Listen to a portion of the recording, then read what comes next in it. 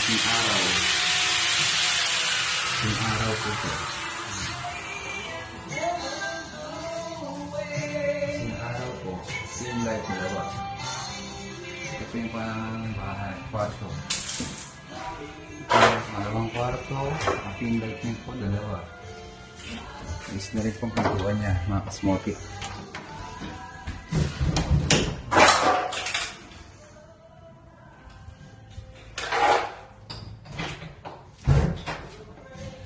Nakatambol po ito kasi may bakal po yan dyan. Kabilaan po. Nagkakambol.